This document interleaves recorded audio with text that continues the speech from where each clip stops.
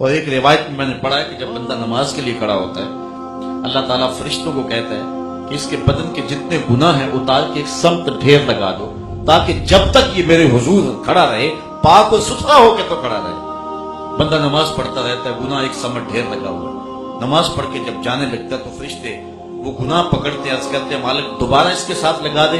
اللہ تعالیٰ فرماتا ہے اترے ہیں تو اترے ہی رہنے دو، میرا بندہ ستھرا ہو کے گھر کی طرف چلا جائے۔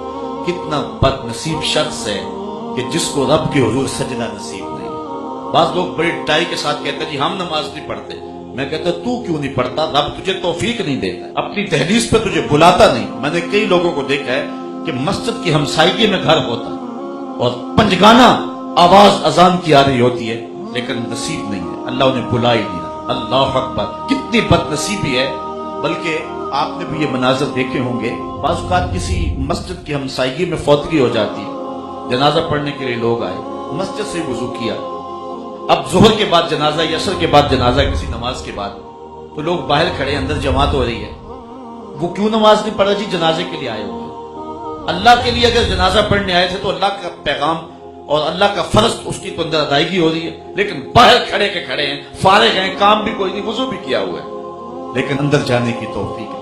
یہ نماز ہے جو معراج کا خاص تحفہ مصطفیٰ کریم امت کے لیے لے کر کے آئے ہیں، اور یہ ابدیت کا بندے سے اظہار ہو۔ اور سنیے تمہارے رسول کیا فرما رہے، حب الیہ من دنیاکم ثلاث، تمہاری بھری دنیا سے مجھے صرف 3 چیزیں پسند ہیں، خوشبو، منکوحہ عورتیں اور میری آنکھوں کی ٹھنڈک نماز میں رکھی۔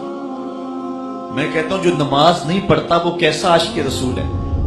عاشق رسول ہو اور حضور کی آنکھوں کو ٹھنڈک نہ پہنچائے، یہ کیسے ہو سکتا ہے؟ 5 گانا نماز شعار زندگی بنا لے۔ ہمارے بزرگ فرمایا کرتے تھے سونے سے قبل 5 انگلیاں بھی گن لو اور 5 نمازیں بھی گن لو کہ نمازیں پوری ہوئی ہیں یا نہیں ہوئی۔ حضرت سلمان فارسی اور حضرت ابو عثمان سفر میں جا رہے ہیں، پت جھڑ کا موسم تھا، ایک شاخ پہ زرد پتوں کا گہنا دیکھ کر کے حضرت سلمان فارسی آگے بڑھے اور شاخ کو پکڑا اور جنبش کی، جتنے پتے تھے وہ جھڑ گئے۔ تو حضرت سلمان فارسی نے پلٹ کے حضرت ابو عثمان کو دیکھا، کہا ابو عثمان تو نے مجھے پوچھا نہیں کہ میں نے ایسا کیوں کیا؟ انہوں نے کہا جناب آپ بتا دیں آپ نے ایسا کیوں کیا؟ کہا ایک دن میں حضور کے ساتھ سفر پہ جا رہا ہوں، راستے میں ایسا ایک درخت آیا، حضور نے یوں شاخ پکڑی، جھٹکا دیا، جتنے پتے تھے جھڑ گئے۔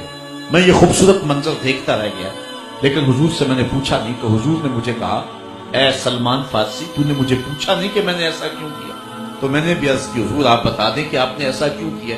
حضور نے فرمایا سلمان جس طرح میں نے جھٹکا دیا ہے اور کوئی پتا بھی باقی نہیں رہا، جب بندہ یہ مومن نماز کے لیے کھڑا ہوتا ہے اس کے بدن پر ایک گناہ بھی باقی نہیں رہتا، سارے گناہ اس کے جھڑ جاتے اور بندہ ستھرا ہو جاتا ہے۔